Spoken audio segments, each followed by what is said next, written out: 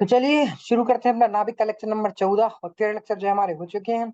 और आशा है कि आप जो पिछले मैंने आपसे बोला था एनसीईआरटी पढ़ लीजिएगा, आप वो एनसीईआरटी पढ़कर आए होंगे।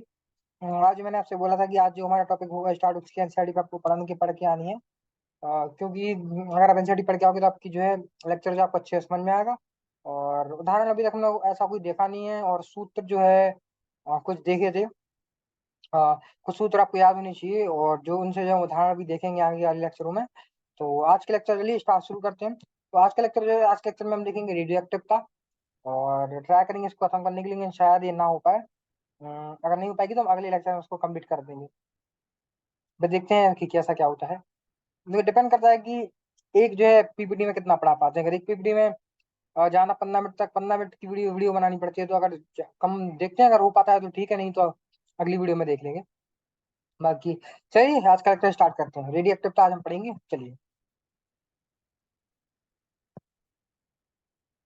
हम्म तो रेडियो एक्टिवता की खोज ए एच बैकेरल ने सन 1896 में संयोगवश की। संयोगवश मतलब कि कर किसी और का एक्सपेरिमेंट रही थी, और संयोगवश उन्होंने इसकी भी जो है खोज कर दी। संयोगवश मतलब वो कर नहीं रहे थे, वो इस चीज की खोज नहीं कर रहे थे जिस चीज की खोज ने कर दी। लेकिन वो अचानक से उन्होंने देखा कि यार, ये तो मैंने किसी और की चीज खोज कर दी, तो उन्होंने संयोगवश जो है बढ़िया तरीके जो है चीजें खोज कर दी, और जो खोज है रेडियो एक्टिवता। तो रेडियो एक्टिवता होता क्या है, तो समझिए पहले रेडियो एक्टिवता होता क्या है। रेडियो एक्टिवता होता है कि मैं समझाता हूँ आपको, रुकिए जरा।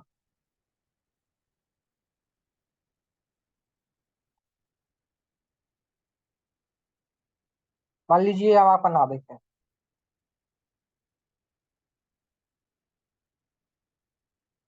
और इस समय के साथ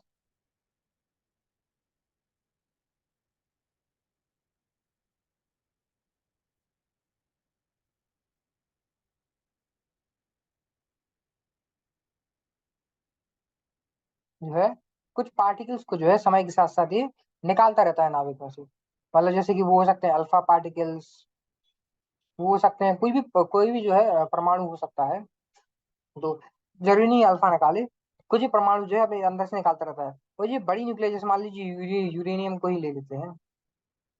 तो ये जो है बहुत, हमने यूरेनियम के बारे में पहले पढ़ा है। जैसे हमने वो याद कीजिए, वो हमने ग्राफ पढ़ा था जो कुछ ऐसा बन रहा था, जो इधर से गया फिर ऐसा ऐसा ऐसा ऐसा होके, याद है आपको। फिर वो ऐसा हो गया था। और जो है इसमें आपने यूरेनियम कहाँ पढ़ा था, इसमें जो है यूरेनियम जो हमने पढ़ा था वो कुछ इधर पढ़ा था। तो यूरेनियम में क्या है, अगर हमने कुछ लेक्चर में बताया भी था कि इसको जो है अपन अगर एक्स एक्सिस से मिलाएं, फिर उसको जो है वाई एक्सिस से मिलाएं, तो जो है देखने को मिलता है कि इसका जो है द्रव्यमान संख्या बहुत ज्यादा है। और पर न्यूक्लियन जो है उसकी जो है ऊर्जा जो थी, सॉरी ऊर्जा तो थी, वो तो कम थी। जो है उसको तोड़ने की ऊर्जा जो है वो बहुत कम थी। कहने का अर्थ है कि यूरेनियम जिसका जो द्रव्यमान संख्या जिसकी इतनी ज्यादा है, उसको टूटने में जो है बहुत कम ऊर्जा चाहिए। इसलिए जो है उनको जो है रेडियो एक्टिव एलिमेंट्स बोला जाता है, ये जो इस साइड वाले एलिमेंट्स होते हैं उनको। समझ में आपको रेडियो एक्टिविटी क्या होती है, चलिए आगे बढ़ते हैं। बेकेरेल ने यौगिकी को दृश्य प्रकाश से विकिरणित करके उसकी प्रदीप्त और सुपरदीप्त का अध्ययन किया। मतलब जो है वो इस चीज का अध्ययन कर रहे थे उस टाइम पर। इस अध्ययन के दौरान उन्होंने एक रोचक परिघटना देखी। जो यूरेनियम यूरेनियम पोटेशियम सल्फेट, जो ये इसका नाम याद रखिए आप। ये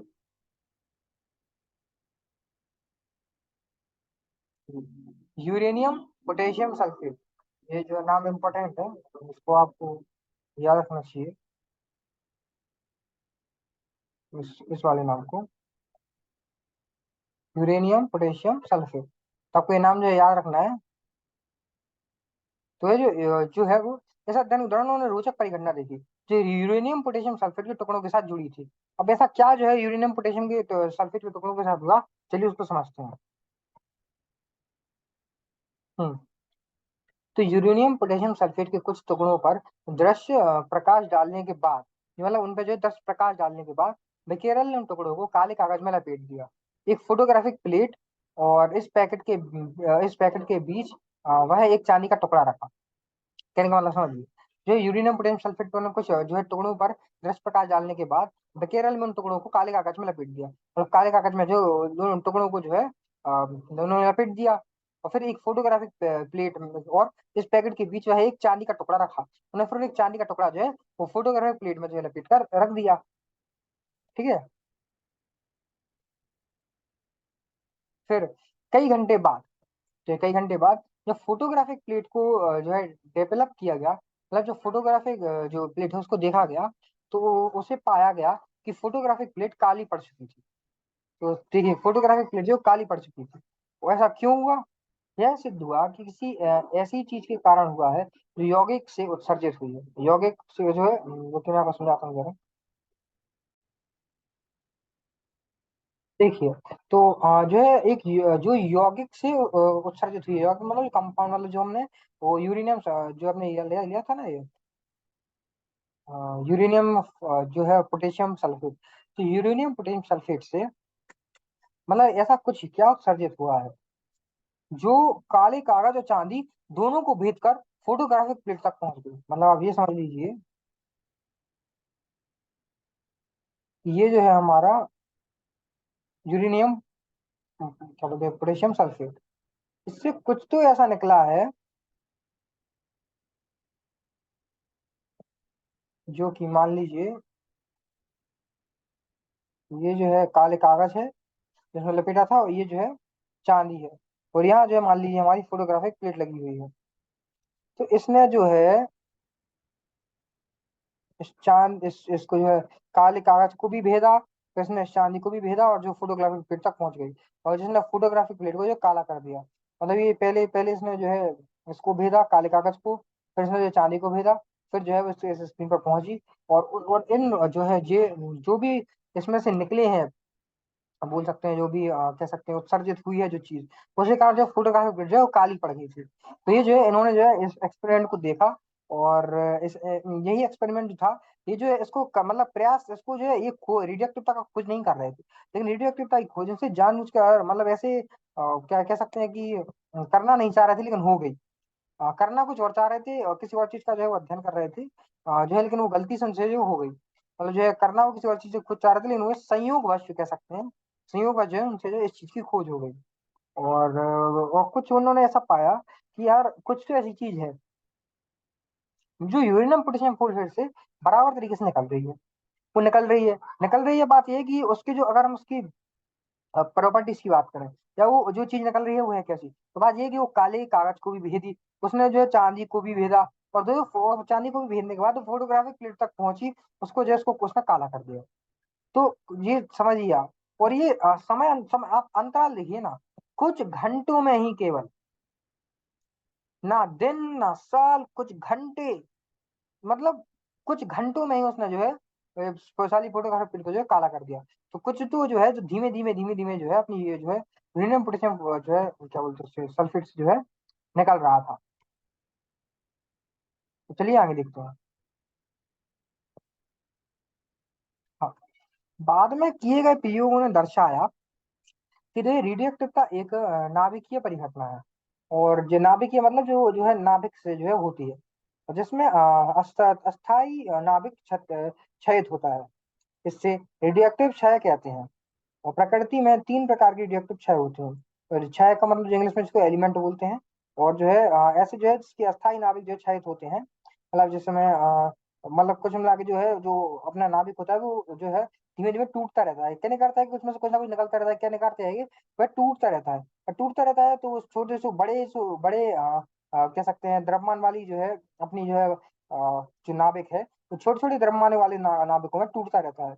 उस कारण वह जो कुछ ऊर्जा जो है वो प्रकृति में जो छोड़ता है, वही ऊर्जा जो हमने पढ़ी थी पहले जो है वह ऊर्जा जो है बहुत काम की भी होती है। उस ऊर्जा ऊर्जा से जो है उस ऊर्जा का इस्तेमाल करके हम बहुत सी चीजें जो है बना सकते हैं। और रेडियो एक्टिव जो उससे जो ऊर्जा निकलती है उसका ऊर्जा का जो है इस्तेमाल अभी भी किया जाता है।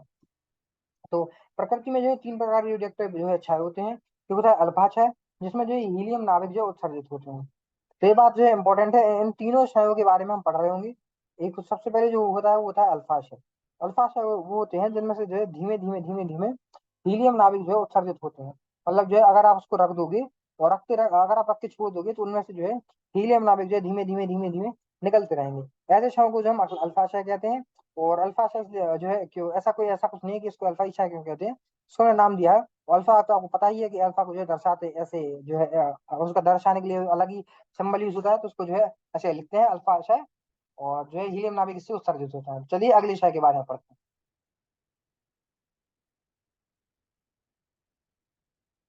हम्म तो अगला जो क्षय है वो है बीटा क्षय। ये देखिए, और बीटा को जो हम इस तरीके से जो है दर्शाते हैं। तो ये जो जिसमें इलेक्ट्रॉन अथवा पॉजिट्रॉन, पॉजिट्रॉन क्या होता है, एक कण जिसका द्रव्यमान तो इलेक्ट्रॉन के बराबर ही होता है पर आवेश ठीक इलेक्ट्रॉन के विपरीत होता है। अब कहने का अर्थ है कि मान लीजिए आपने जो प्रोटॉन पढ़ा होगा, तो ये प्रोटॉन का भी तो आप कहोगे प्रोटॉन भी तो सेम है। प्रोटॉन में भी यार आप कहोगी प्रोटॉन में जो क्या है आवेश सेम होता है, मतलब आवेश उल्टा होता है। जैसे इलेक्ट्रॉन है प्रोटॉन है, तो इलेक्ट्रॉन पर जो है अगर माइनस का ई जो है आवेश होता है, तो प्रोटॉन पर जो है ई आवेश होता है। कहने का अर्थ है जस्ट उसका आवेश उल्टा होता है। लेकिन जो पॉजिट्रॉन में क्या होता है, पॉजिट्रॉन में जो है उसका द्रव्यमान जो है वो इलेक्ट्रॉन के द्रव्यमान के बराबर होता है। ऐसे यहाँ पे ऐसा नहीं होता है, इलेक्ट्रॉन का द्रव्यमान जो है प्रोटॉन के द्रव्यमान से अलग होता है। लेकिन जो पॉजिट्रॉन का द्रव्यमान जो है वो इलेक्ट्रॉन के द्रव्यमान के बराबर होता है। लेकिन जो आवेश जो है वो ठीक इलेक्ट्रॉन के विपरीत होता है। तो आवेश में जो इलेक्ट्रॉन का आवेश कितना होता है, इलेक्ट्रॉन जो है धनात्मक जो है ऋणात्मक आवेश होता है, तो पॉजिट्रॉन में जो है धनात्मक आवेश होता है। और द्रव्यमान जिसका होता है वो इलेक्ट्रॉन के बराबर होता है। और आगे जो है हम इसकी रिएक्शंस भी पढ़ रहे होंगे, तो आपको जो है इसको पता होना चाहिए पॉजिट्रॉन क्या होता है। और वही जो है बीटा क्षय से उत्सर्जित होते हैं। बीटा क्षय जो क्षय से क्या, अल्फा क्षय से क्या होते हैं, अल्फा क्षय से जो है अल्फा क्या बोलते हैं, अल्फा जो है क्या क्या बोलते हैं बाहर आते हैं, उत्सर्जित होते हैं। और जो किया जो है हीलियम, सॉरी अल्फा क्षय से जो है हीलियम जो है उत्सर्जित होते हैं। और बीटा क्षय से जो है पॉजिट्रॉन जो है उत्सर्जित होते हैं। पॉजिट्रॉन क्या होते हैं, जो ऐसे क्षण, ऐसे कण जिसका द्रव्यमान तो इलेक्ट्रॉन के बराबर ही होता है पर आवेश ठीक इलेक्ट्रॉन से विपरीत होता है। और जो तीसरे प्रकार के क्षय होते हैं वो होते हैं गामा क्षय, जिसमें उच्च ऊर्जा 100 जो है किलो इलेक्ट्रॉन वोल्ट अथवा अधिक फोटोन उत्सर्जित होते हैं। फोटो अब इसमें जो है जो गामा क्षय में जो फोटोन उत्सर्जित होते हैं, इनमें प्रत्येक प्रकार के क्षय पर आगामी उप अनुभवों में विचार किया जाएगा। तो फोटोन क्या होता है, फोटोन में आपको पता ही है जैसे कि जो है लाइट में जो है फोटोन के रूप में ट्रेवल करते हैं। कहने का मतलब है जो कह सकते हैं ऊर्ज क्या बोलते हैं अपनी प्रकृति में जो है ये क्या बोलते हैं जो सूर्य से प्रकाश आता है, तो जो प्रकाश होता है वो जो उसमें जो है फोटोन रहता है। तो जो सूर्य से प्रकाश आता है जो है फोटोन से बना हुआ होता है। तो क्यों क्यों कहते हैं कि एक बार आइंस्टीन ने जो है अपनी थ्योरी में भी तो ये बताया था। मैं आपको ये पढ़ा भी चुका हूँ कि जो है कि उन्होंने बताया था कि जो सूर्य की जो है जो है वो आती है किरण, वो जो है एक जो है ऊर्जा के पैकेट से बनी हुई है। और उन ऊर्जा को पैकेट्स को इन्होंने नाम दिया था फोटोन। तो जो वही फोटोन जो है यह उत्सर्जित करता है जो है गामाशय। और जो फोटोन उन्हीं के कारण जो है हमको दिखता है। और जो है सूरज से जो किरणें आती हैं वो फोटोन के रूप में जो है आती हैं। तो उनको जो है न्यूटन ने जो है एनर्जी पैकेट्स का नाम दिया हुआ था। और इनके प्रत्येक प्रकार के शय पर आगामी उप अनुभवों में विचार किया जाएगा। तो चलिए आगे बढ़ते हैं। तो आज हमने क्या पढ़ा, आज हमने पढ़ा रेडियोएक्टिवता के बारे में। और कल जो है हम रेडियोएक्टिव क्षयता का नियम पढ़ेंगे। रेडियोएक्टिव क्षयता के बारे में हमने पढ़ा कि रेडियोएक्टिव है क्या।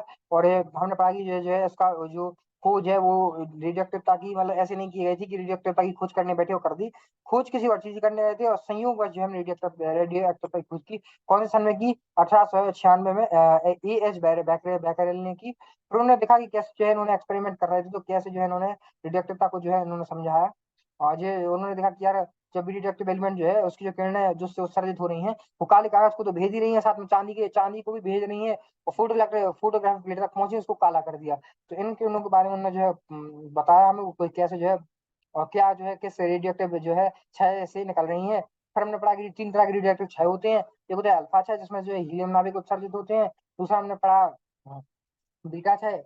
बीटा क्षय में जो हमने देखा कि पोएट्रॉन जो है उत्सर्जित होते हैं। पोस्टन क्या होता है, ऐसे कण जिसका द्रव्यमान तो इलेक्ट्रॉन के बराबर ही होता है लेकिन आवेश ठीक इलेक्ट्रॉन से विपरीत होता है, वो उत्सर्जित होते हैं। और तीसरा हमने पढ़ा गामा क्षय जिसमें उच्च ऊर्जा जो है 11 kilo electron volt, kilo electron नहीं किलो इलेक्ट्रॉन वोल्ट अथवा अधिक होती है और फोटोन उत्सर्जित होते हैं। इसमें प्रत्येक प्रकार की क्षय पर आगामी अनुभवों में विचार किया जाएगा। बस यहीं पे जो है अपना लेक्चर समाप्त होता है। कल जो है हम रेडियो एक्टिव मतलब अगले लेक्चर में जो है हम रेडियो एक्टिव क्षयता का नियम पढ़ेंगे। और जो है उसको बहुत अच्छे से समझेंगे और रेडियो क्षयता की भी कुछ नियम है। और आपको बहुत मजा आएगा क्योंकि रेडियो एक्टिवता के बारे में पढ़ना ही जो है उसमें पढ़ने में भी बहुत जो है मजा आता है। तो चलिए रेडियो एक्टिव क्षयता के नियम के साथ अगले लेक्चर में मिलेंगे। और एनसीईआरटी जो है आज मैंने इतना पढ़ा इतना पढ़ लीजिएगा। तो कल जो है रेडियो एक्टिव क्षयता के नियम पढ़ेंगे तो उसके एनसीईआरटी भी जो है उसकी थ्योरी जो है पढ़ के आइएगा। और चलिए, धन्यवाद। कोई भी दिक्कत जो है अगर आपको तो होगी नहीं, अगर आपको कोई दिक्कत होती है तो आप वीडियो को जो है पीछे करके एक बार और देख सकते हैं। कोई भी आपको दिक्कत नहीं है, क्योंकि मैं हर चीज को जो है अच्छे से समझा देता हूँ आपको। तो अगर आप वीडियो को पीछे करेंगे, अगर कोई डाउट होगा तो आप वीडियो को पीछे करके देख सकते हैं, तो आपके डाउट जो है सारे क्लियर हो जाएंगे। तो चलिए, मिलते हैं अपने अगले लेक्चर में। और जो है रेडियो एक्टिव छटा के नियम के साथ मिलते हैं अगले लेक्चर में। तब तक के लिए टाटा बाय बाय, धन्यवाद। चलिए बाय बाय, मिलते हैं अपने अगले लेक्चर में, बाय।